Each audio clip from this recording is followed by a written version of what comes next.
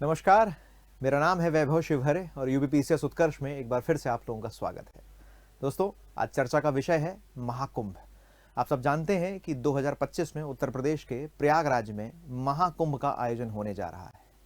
दोस्तों, यह एक महापर्व है, भारतीय संस्कृति की एकता का प्रतीक है और महाकुंभ के विराट स्वरूप और इसके ऐतिहासिक और सांस्कृतिक महत्व को देखते हुए उत्तर प्रदेश सरकार ने उत्तर प्रदेश में एक नए जिले का गठन किया है और यह 76वां जिला लिखा हुआ है महाकुंभ क्षेत्र नाम के एक जिले का गठन किया है। दोस्तों, हालांकि यह जिला स्थायी जिला नहीं है, अस्थायी है, क्योंकि महाकुंभ पर्व का आयोजन जब समाप्त हो जाएगा, उसकी समाप्ति के पश्चात इस जिले का भी समाप्त कर दिया जाएगा, क्योंकि महाकुंभ के दौरान करोड़ों श्रद्धालुओं की भीड़ यहां पर एकत्रित होने वाली है।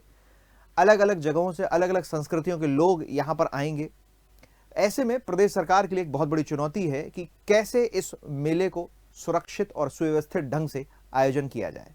इस बात को ध्यान में रखते हुए ही बेहतर प्रबंधन और प्रशासनिक विकेंद्रीकरण के महत्व को ध्यान में रखते हुए एक नए जिले का गठन किया है। आइए जानते हैं कि क्या है इस नए जिले में।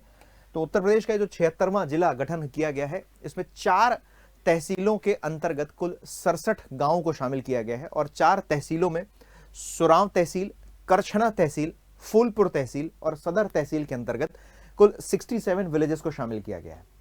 हालांकि गौरतलब बात यह भी है कि जैसे ही इस समागम का समाप्ति होगा, उसके पश्चात ही इस जिले की भी समाप्ति कर दी जाएगी और पुनः ये तहसील अपने पुराने डिस्ट्रिक्ट यानी प्रयागराज डिस्ट्रिक्ट में स्वतः ही शामिल हो जाएंगी। दोस्तों, पर्पस बस ध्यान रखना है कि हमें इसका पर्पस क्या है। पर्पस यही है, प्रशासनिक जो इंपॉर्टेंट पर्पस है कि एक तो बेहतर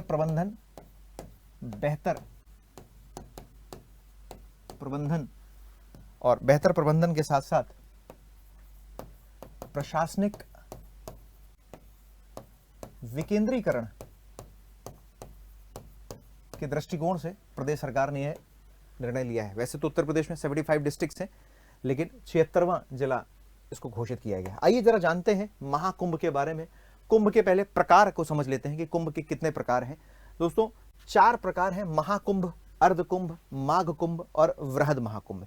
आपको बताते चलूं कि इस महाकुंभ का संबंध हमारे ज्योतिष शास्त्र से भी जुड़ा हुआ है। माना जाता है कि सूर्य और चंद्रमा और बृहस्पति जैसे ग्रहों से इसका संबंध है। दोस्तों, महाकुंभ का आयोजन प्रत्येक 12 वर्षों में इसका आयोजन किया जाता है। प्रत्येक 12 वर्षों में इसका आयोजन किया जाता है। अर्धकुंभ मेले का आयोजन प्रत्येक 6 वर्ष में किया जाता है। अर्धकुंभ मेले का आयोजन प्रत्येक 6 वर्ष में, और अर्धकुंभ का आयोजन 2 स्थानों पर होता है। एक होता है हरिद्वार और दूसरा प्रयागराज। जैसा कि आप सब जानते हैं कि 2019 में प्रयागराज में अर्धकुंभ मेले का आयोजन किया गया था।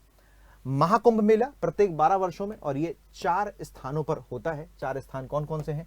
प्रयागराज, हरिद्वार, उज्जैन और नासिक। 4 अलग अलग क्षेत्रों में इसका आयोजन किया जाता है। माघ कुंभ तीसरा प्रकार है। माघ कुंभ प्रत्येक वर्ष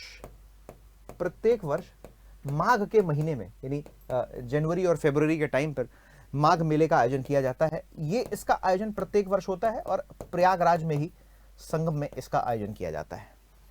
अब बड़ा इंटरेस्टिंग और रोचक तथ्य यह है कि अब हम बात कर रहे हैं वृहद महाकुंभ मेले की बात कर रहे हैं।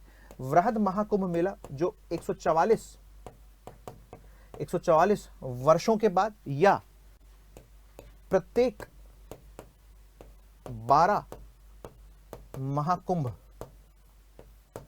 के पश्चात,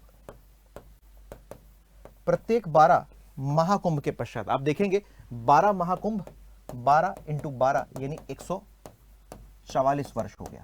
तो जब 12 महाकुंभ समाप्त होते हैं तो उसके बाद जो अगला जो महाकुंभ होता है वो कहलाता है वृहद महाकुंभ।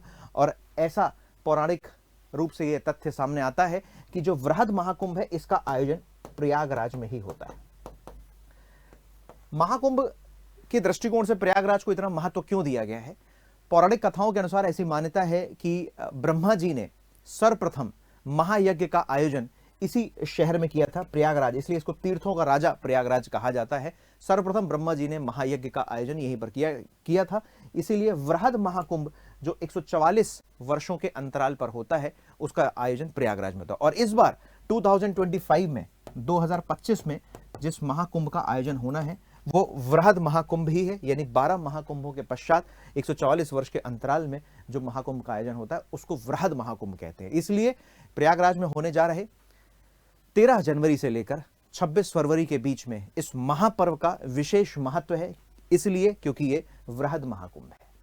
इसके पहले प्रयागराज में महाकुंभ हुआ था ठीक 12 वर्ष पहले, उसके ठीक 12 वर्ष पहले। इस प्रकार से हर 12 वर्ष के अंतराल पर महाकुंभ का आयोजन होता है। कई लोग ऐसे भी कहते हैं, ज्योतिष शास्त्र कहते हैं कि इसका संबंध जो हमारा पृथ्वी है और चंद्रमा है, पृथ्वी और चंद्रमा की जो कालिक गतिविधियां हैं, उन कालिक गतिविधियों के अनुसार आयोजन किया जाता है।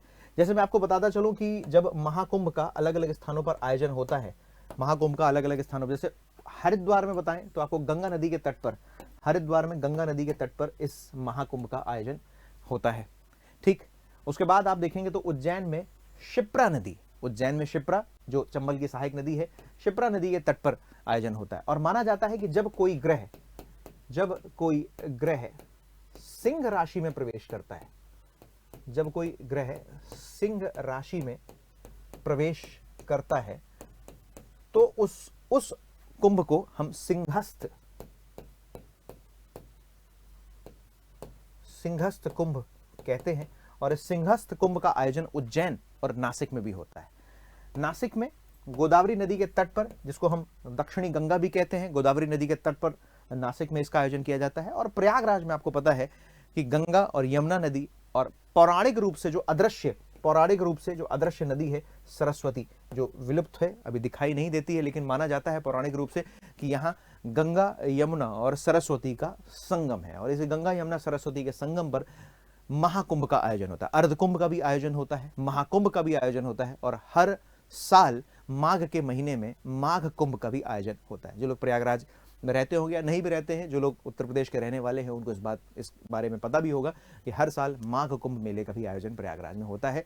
कल्पवास करते हैं, दूर दूर से लोग आते हैं, गंगा नदी के तट पर रोज रहते हैं और वहीं पर आकर स्नान करते हैं, उसको कल्पवास की संज्ञा दी गई। 1 महीने का कल्पवास होता है, वहीं पर रहते हैं, जो हमारा जो गृहस्थ जीवन है उससे दूर रहकर वहां पर अपना जीवन पूरा व्यतीत करते हैं।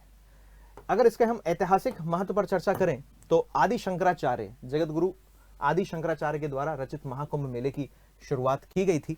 ठीक है, इसके अलावा प्रयागराज में ब्रह्मा जी के द्वारा सर्वप्रथम यहीं पर महायज्ञ का आयोजन भी किया गया था, जैसा कि मैंने आपको बताया।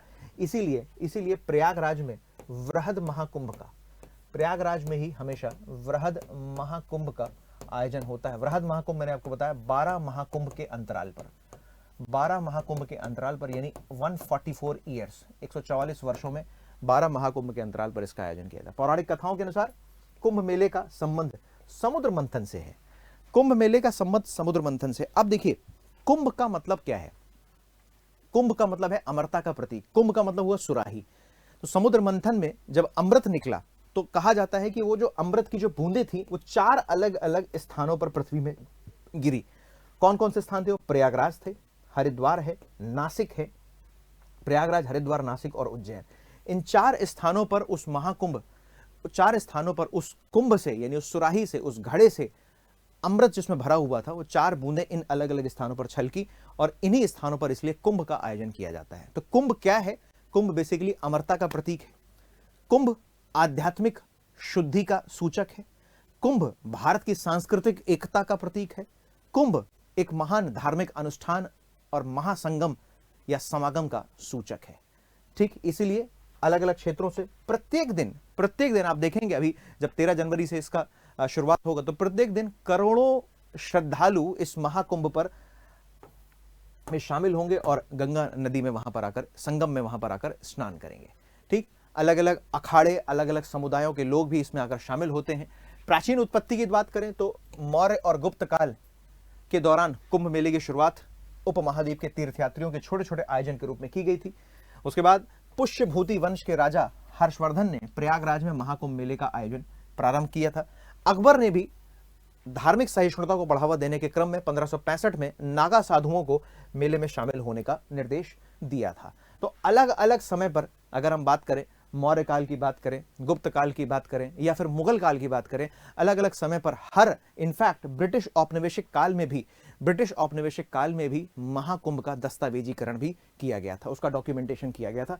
इतना इंपॉर्टेंस है महाकुंभ का।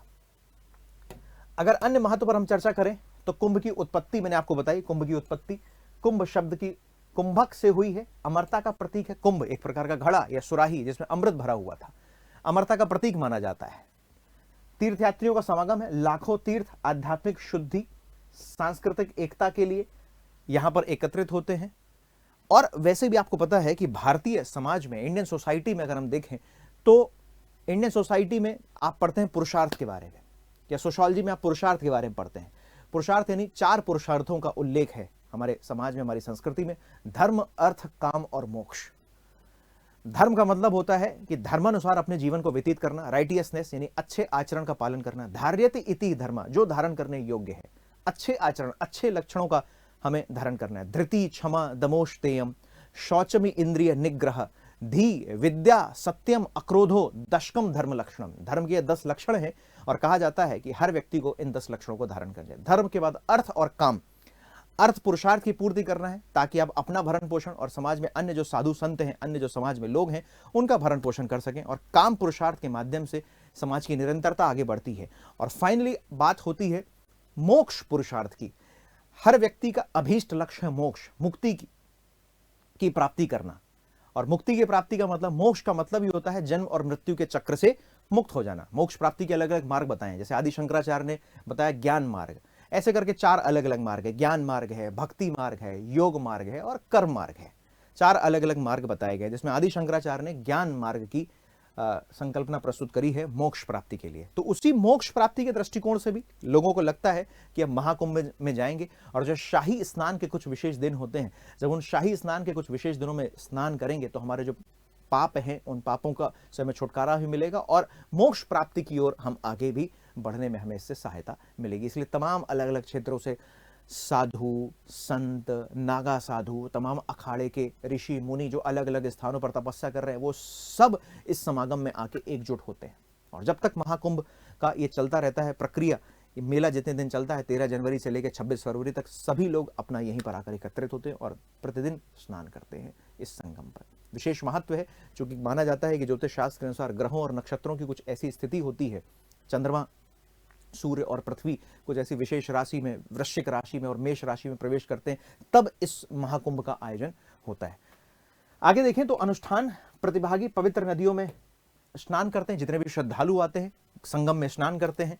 ठीक है, इसके बाद कुंभ मेला, यह त्योहार 4 पवित्र स्थानों में आयोजित किया जाता है। जैसे कि मैंने आपको बताया, सिंहस्थ कुंभ का आयोजन होता है नासिक में और उज्जैन में। इसके अलावा महाकुंभ का आयोजन होता है प्रयागराज में, अर्धकुंभ का आयोजन होता है प्रयागराज और हरिद्वार में। आई होप मेरे द्वारा आपको ये दी गई इंफॉर्मेशन आप लोगों के लिए एकदम सफिशिएंट होगी और इससे आपको कुंभ के बारे में निश्चित रूप से थोड़ी बहुत जानकारी मिलेगी। ये आप देख रहे हैं, ये महाकुंभ से जुड़ा हुआ एक बड़ा ही सुंदर चित्र है, जहां पर आप देख रहे हैं अलग अलग समुदाय के साधु संत यहाँ पर इकट्ठे हुए हैं और ये मंथन चल रहा है, समुद्र मंथन चल रहा है। और उसी समुद्र मंथन के दौरान सभी देवता, ऋषि, मुनि सब यहाँ पर आकर एकत्रित हुए हैं और जहां जहां पर भी कुंभ का आयोजन होता है, वहां पर ये सभी ऋषि मुनि आज भी इसी चित्र स्वरूप प्रकृति अभी आज भी हमें कुंभ में यहाँ पर पुनः देखने को मिलती है। तो आप सब भी इस कुंभ के साक्षी बनेंगे और इस महान त्योहार, इस महान पर्व की अभिभूति आप सब लोग महसूस करेंगे। इसी के साथ इस क्लास को मैं करता हूँ समाप्त। Thank you so much everyone, take care.